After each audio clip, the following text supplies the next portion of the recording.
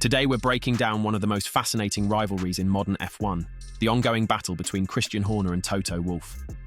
These two team principals have shaped the sports landscape over the past decade through their genius and grit. But their relationship is a complex web of respect, animus, and everything in between. So strap yourselves in as we explore the storied history between motorsport's odd couple. Before we get into the video, please make sure to like and subscribe to the channel for daily F1 content.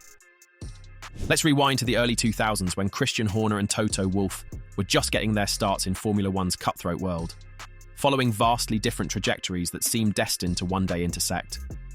Horner was born in 1973 into a family with deep ties to the British automotive industry.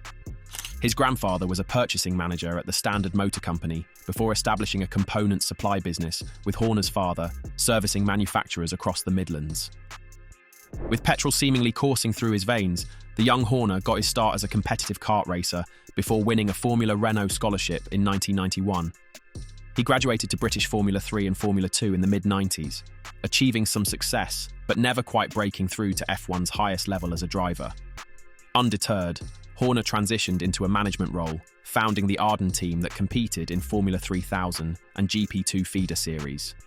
His hard-nosed leadership and keen business acumen quickly turned heads within the F1 paddock.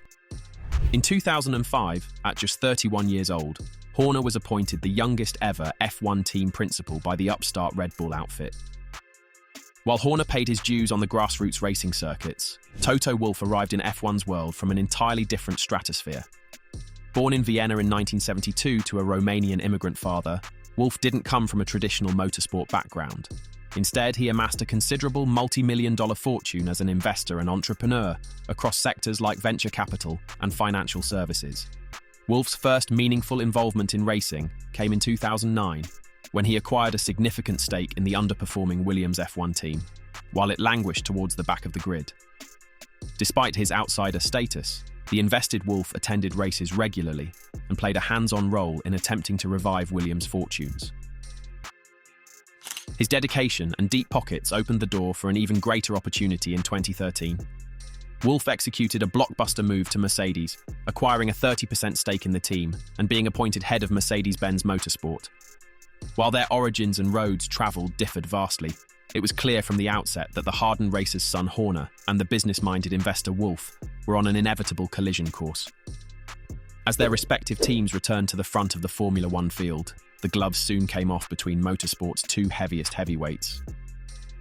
With both Red Bull and Mercedes emerging as F1's top teams in the 2010s, it was only natural that Horner and Wolff's simmering competition would eventually boil over into an explosive public rivalry. And boil over it did, in spectacular fashion. You had the multimillionaire team bosses routinely trading barbs and accusations through the media, each seeking to gain a psychological edge. Horner, always with his sharp wit, famously nicknamed Wolff the lifestyle consultant, in a dig at his lack of technical motorsport experience. Not one to back down, Wolff fired back in his trademark icy demeanour, remarking of Horner's incessant mind games. "I kind of admired it for a few months, but it started to get a bit too much." Their sniping extended well beyond the paddock's boundaries onto the actual racetrack. Team radios captured Horner and Wolff berating their outspoken counterpart over perceived dirty tactics or poor sportsmanship from the other squad. Their combative behaviour drew a public rebuke from F1 race director Michael Massey during the heated 2021 championship battle. But it was the hugely controversial events of that season's finale in Abu Dhabi that crystallised the extent of Horner and Wolff's animosity. Massey's shocking call to resume racing offered Max Verstappen an unlikely shot at snatching the title from Lewis Hamilton, prompting an emotionally charged altercation between the two principals in the pit lane. In those fevered moments, the gloves well and truly came off. Wolff expressed his disgust and disdain at the FIA's decision, while an elated Horner taunted his counterpart. Part of the animosity stems from Horner and Wolff's vastly different backgrounds.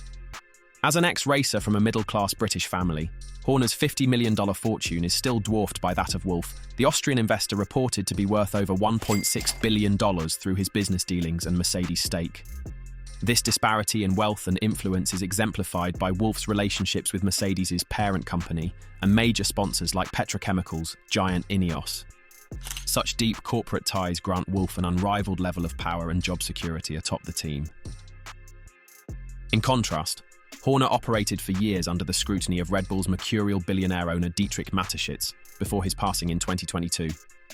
The ever-political Horner had to carefully manage egos and agendas from the Red Bull empire's brass.